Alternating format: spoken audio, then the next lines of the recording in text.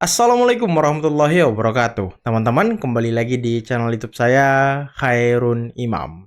Gimana nih kabar kalian? Semoga kita semua selalu diberi kesehatan, kemudahan, dan juga limpahan rezeki dari Yang Maha Kuasa, teman-teman ya. Nah, di video kali ini kita akan melihat bagaimana gerombolan pembenci, pemburu ijazah Pak Jokowi dan juga Mas Wapres Gibran sepertinya mulai tercerai-berai dan tidak kompak, teman-teman. Kenapa saya bilang begitu? Ketika Tifa kemarin diwawancari oleh salah satu media di YouTube, Tifa ini menyebutkan daftar nama peneliti-peneliti yang sekarang masih bersama mereka untuk mengusut ijazah Pak Jokowi dan juga Mas Wapres Gibran. Tapi anehnya, Tifa tidak menyebutkan lagi nama Rismon sebagai salah satu peneliti mereka. Waduh, ada apa ini? Apakah Rismon sudah didepak, dibuang dari kelompok Roy Suryo CS dan juga Tifa? Karena ya, kita bisa lihat teman-teman ketika mereka mengunjungi makam keluarga Pak Jokowi, Rismon tidak ada. Ketika mereka konferensi pers, mereka tidak ada. Rismon tidak ada. Ketika mereka ada di KPU, Rismon juga tidak ada.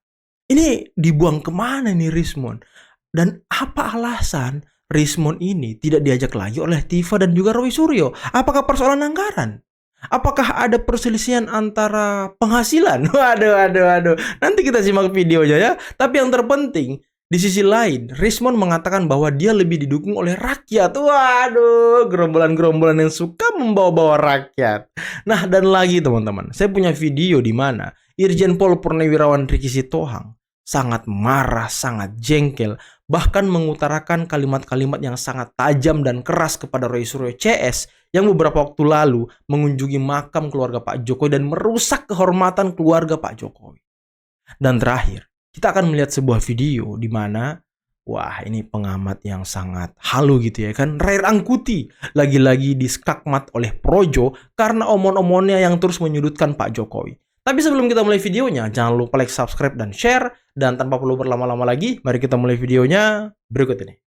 Ya, jadi Gibran ini statusnya bagi kami adalah impeachable, layak untuk dimakzulkan. Nah, selebihnya silakan Pak, saya mohon bantuannya setelah semua terbongkar, ya, setelah Joko Widodo ini terbongkar kepalsuan ijazah secara metodologi riset, langkah hukum apa yang kiranya diperlukan untuk demi rakyat Indonesia. Dan juga apabila secara metodologi riset kami bisa membuktikan bahwa surat keterangan atau apapun sertifikat yang dipakai oleh Gibran untuk maju Wapres itu impeachable, ya, maka langkah hukum apa yang menjadi konsekuensinya? Silakan Pak Katiri. Tadi Tifa mengatakan bahwa dia yakin status Gibran bagi mereka itu impeachable. Nah sekarang juga saya yakin status kalian Roy Suryo CS ini sebentar lagi akan jadi tersangka dan akan dibui minimal 12 tahun. Karena Roy Suryo itu termasuk residivis, kata salah satu pakar hukum. Waduh. Dan saya juga yakin status kalian ini sudah menurun kewarasannya. Ya nggak sih? Gimana menurut kalian teman-teman? Kalapa, lapet. Kita ketat dengan domain kita masing-masing. Okay. Saya ketat dengan domain perilaku karena kultur budaya itu kaitannya dengan perilaku ya. Kemudian Pak Roy Suryo itu terkait dengan telematika, informatika, digital forensik ya. Jadi kami ketat. Digital forensik. Kemudian juga dari aspek hukum ya. Nanti Pak Refli Harun juga menyumbangkan tulisan, juga Pak Dr. Taufik. Jadi memang kami komprehensif sekali. Pisau analisis yang kami lakukan tuh benar-benar komprehensif. Wah marah Rismon ya kan. Walaupun saya seorang diri, tetapi saya yakin ya, penonton saya banyak yang mendukung saya. Seorang Rismon, seorang rakyat jelata yang nggak punya pangkat, yang nggak punya jabatan apapun, tapi diabaikan. Bentar. Tadi Rismon mengatakan walaupun saya seorang diri, tapi penonton saya itu mendukung saya sepenuhnya. Wow, apakah benar-benar sudah pecah kongsi mereka nih teman-teman? Apakah pembagian kuenya ini nggak rata? Makanya mereka sekarang nafsi-nafsi masing-masing ya, sendiri-sendiri ya. Tololan. Lo kan nggak nyambung, jaka sembung bawa golok, nggak nyambung goblok. Waduh. Gitu kan. Lo gimana masalah ijazah kok lari-larinya ke makam? Terus apa urgensinya kamu ke makam daripada orang yang sedang kau bully? Mau kau bilang ziarah, orang malah ketawa. Kamu punya kepentingan tersendiri. Orang makin lama akan melihat alangkah tololnya kau jadi manusia. Kok orang hal-hal yang tidak perlu untuk kau politik kau lakukan. Ada apa kamu sebarang? Kamu masih waras kok nggak sih? Kan sudah nggak ada nyambungnya lagi. Nah, bahkan mau orang bertanya kek mau apa kek itu Faktanya kau mengeluarkan statement bahwa itu bukan anak kandungnya ibu ini. Loh, kok kau ikut campur dengan urusan keluarga orang lain? Betul. Kau bisa bayangkan nggak kalau kau dibilang umpamanya nih, anakmu anak haram, kamu marah nggak? Gitu. Balikin pada dirimu. Jadi alangkah tidak manusiawi. Ya, kalau saya katakan bahwa ini sudah perbuatan biadab. Perbuatan biadab. Dari sisi moralitasnya pun. Moralitasnya bukan moralitas manusia yang beriman, ya biadab itu. Kenapa? Ya, yang sialnya orang-orang ini orang-orang berpendidikan, punya ilmu. Betul. Kok dangkal banget. Kok bukan ilmunya yang digunakan, tapi sudah perilakunya yang sudah tidak beres ini dipertontonkan kepada masyarakat. Terus moralitasmu di mana? Tolong sebelum kau lakukan itu kau kembalikan kepada dirimu, kalau keluargamu diperlakukan kayak gitu, kira-kira kau berterima atau enggak? Itu aja, ya. Balikin gitu loh.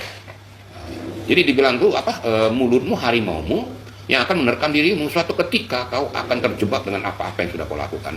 Yang tidak ada konstruksinya ke masalah itu kau korek-korek. Kau datang ke sana, datang ke sini hanya untuk mencari celah daripada Pak Jokowi dan keluarganya. Oke, jadi Bang Bona tadi dari pengakuan KPUD bahwa mereka memang hanya menerima dan tidak verifikasi, begitu penegasannya? Ya itu fakta ya, sudah ada rekamannya kok. Jadi memang saya selaku peneliti kan memang harus memastikan data yang saya dapat ini sampah atau tidak kan gitu kan?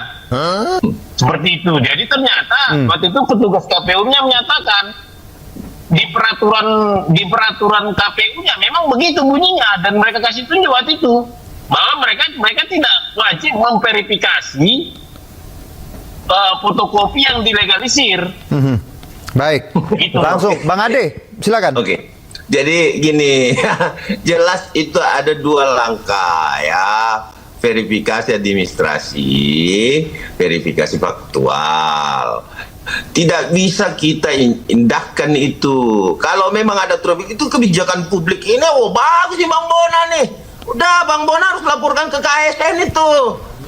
Komisi Aparatur Sipil Negara, bahwa ada kelalaian di situ, kok nggak diverifikasi. Kalau tidak diverifikasi, ini kan yang ngomong siapa, betul nggak diverifikasi kan, itu harus Bang Bona tunjuk hidungnya, siapa namanya, siapa orangnya, petugas KPU yang mana, kan begitu. Jadi gini loh, diverifikasi, kemudian kalau dibilang tidak diverifikasi, tunjuk hidungnya. Terus kalau tidak diverifikasi, kira-kira dampaknya apa?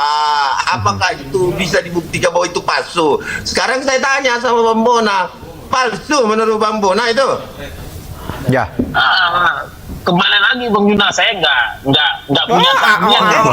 Tapi Bang Bona, Ini jadinya dia kan. Aduh. Rai Rangkuti. Ada politik yang sedang berubah. Kalau dulu Pak Prabowo yang kelihatan ingin terus mendatangi Pak Jokowi, sekarang sebaliknya Pak Jokowi yang mendatangi Pak Prabowo. Oke. Mengapa itu bisa terjadi? Ya karena boleh jadi posisi politik Pak Jokowi hari demi hari makin melemah. Kan relatif nggak kelihatan nih basis pendukung Pak Jokowi lagi gitu. Yang tinggal kan sekarang salah satunya adalah Bung Freddy Damanik kan, itu kira-kira. Yang lain satu-satu udah mulai pindah. Lucunya politik hari ini, hal yang sebenarnya biasa aja malah dijadiin bahan framing, seolah-olah nih ada makna tersembunyi di baliknya. Jokowi datang ke rumah Prabowo langsung dianggap sedang lemah secara politik. Padahal nih, setiap kali Prabowo ada di Jawa Tengah, ia selalu menyempatkan diri mampir ke rumah Jokowi. Begitu juga sebaliknya, ketika Jokowi berada di Jakarta, ia pasti menyempatkan diri untuk bertemu Prabowo. Ini bukan manuver politik, tapi bentuk silaturahmi antara dua sahabat, antar dua pemimpin bangsa yang saling menghormati. Lebih lucunya lagi nih, beranggapan kalau Jokowi mulai ditinggalkan basis pendukungnya. Pertanyaannya, apa ukurannya kalau Jokowi mulai ditinggalkan oleh pendukungnya? Loyalitas pendukung sejati di akar rumput tidak harus ditunjukkan dengan teriakan. Pendukung Jokowi itu sudah mengakar kuat, jauh melampaui opini liar dari pengamat. Contoh yang paling sederhana aja nih, setiap hari rumah Jokowi tidak pernah sepi dari tamu dan pendukung yang berdatangan untuk silaturahmi, memberikan doa, dukungan, hingga foto bersama. Itu baru yang terlihat oleh mata. Belum lagi pendukung yang tidak bersuara dan tidak terlihat, yang biasa Bisa kita sebut dengan istilah silent majority. Dari majority. Sabang sampai Merauke, basis pendukung Jokowi tidak akan pernah bubar hanya karena opini liar. Betul banget. Waduh, keren banget. Ini kalau Rengkuti lihat video ini kejang-kejang kali dia ya. Katanya relawan pendukung Jokowi itu sudah mulai pindah ya kan. Aduh, Ray Rangkuti. Relawan Jokowi itu makin solid, Ray Rangkuti. Mungkin relawan Anies yang tercerai-berai sekarang ya. Cari tempat berlabuh yang baru ya kan. Mereka sedang berusaha mau masuk ke lingkaran Pak Prabowo, tapi sayang sekali nggak bisa karena di sana ada Pak Jokowi dan juga Mas Wapres Gibran. Ya mungkin itu yang berkurang pendukungnya itu Anies Baswedan, bukan Pak Jokowi. Saya tuh kemarin lihat Anies berkunjung ke London, terus ke Eropa. Ini saya pikir nih mental budak ini orang. Sebentar. Mental budak. Anies ke London, dapat penghargaan dan sebagainya. Kok mental budak dari mana? Bukannya bagus dipanggil keluar, Bib. Kita nih sebetulnya lagi perang ekonomi Indonesia nih. Ya, betul. Kita lagi dapat tekanan dari Eropa. Ya, Uni Eropa. Uni Eropa. Ngapain Anies berangkat ke sana? Itu kan mental budak. Hanya menyembah. Ini kalau orang jadi pemimpin besok, akan habis nih sumber daya alam, dijual ke sana. Kita butuh pemimpin yang punya karakter seperti Jokowi. Punya mental menang. Nggak pernah takut sama siapapun. Demi apa? Memajukan negeri ini dan bangsa ini. Lah kalau Anies belum apa-apa sudah kayak, maaf ya, ya pelacur lah. Di mana tempat dia akan menjual dirinya. Ngapain? Saya duduk kemarin, ini berbahaya nih orang kalau jadi pemimpin. Ini nggak terlalu keras, Bib. Ini keras loh. Kita untuk berbicara kebenaran, kebaikan, nggak boleh lembut dong. Ini menyangkut 270 juta bangsa Indonesia, negeri ini. Jangan basa-basi.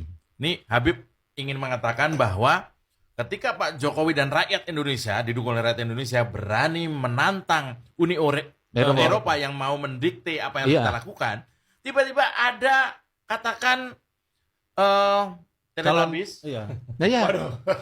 Salah satu kandidat datang ke Eropa seolah-olah kong kali kong atau menyembah-nyembah atau meminta-minta seperti itu. Ini jadi satu hal, kan memang antitesanya katanya, Bib. Lah itulah.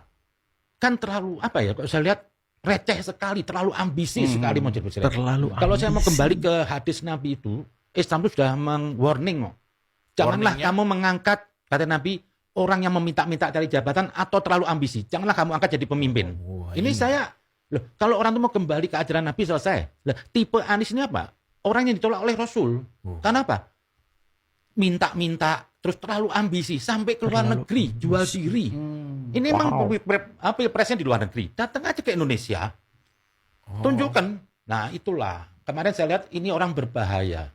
Kok ngerendah betul. Sementara kita lihat punya Jokowi ini, yang mungkin baru pertama kita punya Jokowi presiden, yang punya wibawa di luar negeri. Dulu kalau di era SBY duduk di belakang, di pojok. Cuma hanya jadi, ya seperti patung lah. Sekarang Jokowi meja ke depan. Barack Obama, Amerika, Rusia, Indonesia. Ini terhormat bangsa ini. Punya Sekarang martabat. Prabowo juga Jadi lebih jangan sampai lagi kita ya. memilih pemimpin nanti yang nggak senafas dengan Jokowi. Ini berbahaya. Jadi berbahaya kalau sangat berbahaya. Ini kalau sampai memilih pemimpin antitesa Jokowi, saya perhatikan apa? Negeri ini 100 ke depan apa? Bangkrut. Bisa pecah NKRI. Wah, serius ini. Loh, karena apa? Baru Jokowi presiden Indonesia. Biasanya presiden Jawa. Kenapa Presiden Jawa ini kan. konten paling keras ini. Di daerah mana yang nggak dibangun sama Jokowi? Bahaya ini konten ini nih. Jokowi lebih fokus di luar Jawa. Betul, baru kemarin tamu kita juga Mongol bilang ya, dulu bahkan di daerahnya di Manado itu nggak siaran TV aja nggak dapat dari Indonesia, dari Filipina. Sekarang udah ada bandara katanya. Loh, jalan tol itu jangan dianggap receh loh. Betul, betul. Dulu tuh orang non Jawa itu bangga ke Jawa Pak, kepengen lewat jalan tol. Gitu Sekarang di Aceh ada, di Padang ada. Jadi nggak apa ya? Nggak kampungan lah. Jadi keadilan sosial. Semua terbangun di Papua, di NTT. Nah ini kalau kita salah-salah pemimpin besok. Waduh. Tapi untungnya Anies nggak kepilih ya, Bib ya. Ini Habib Kribo kalau ngomong, waduh, agak bahaya-bahaya juga teman-teman. Agak ngeri-ngeri juga kita ngedengernya ya.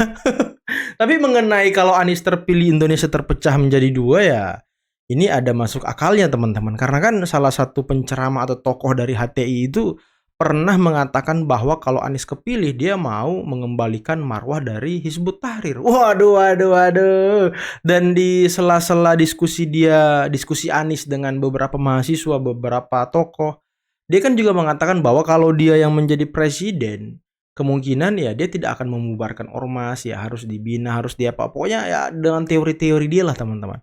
Nah ini berbanding lurus dengan apa yang dikatakan Habib Kribo tadi.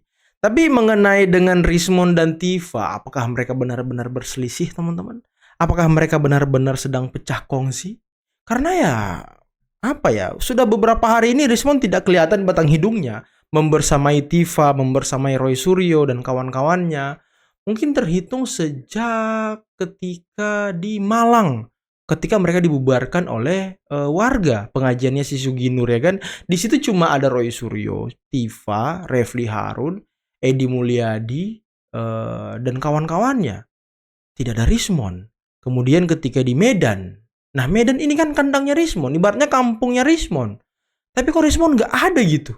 Hanya ada ya balik lagi Roy Suryo, Tifa, Edi Mulyadi, Suginur, Refli Harun, dan kawan-kawannya. Kemana Rismond gitu? Apa yang dilakukan Rismond sekarang? Apakah benar-benar sudah tidak sejalan dengan mereka? Ya kita bisa dengarkan tadi, Rismond sampai ngomong walaupun saya sendiri ya, penonton saya mendukung saya sepenuhnya gitu. Rakyat mendukung dia katanya. Waduh. Apakah karena uang donasi Bang Tri yang tidak dibagi rata?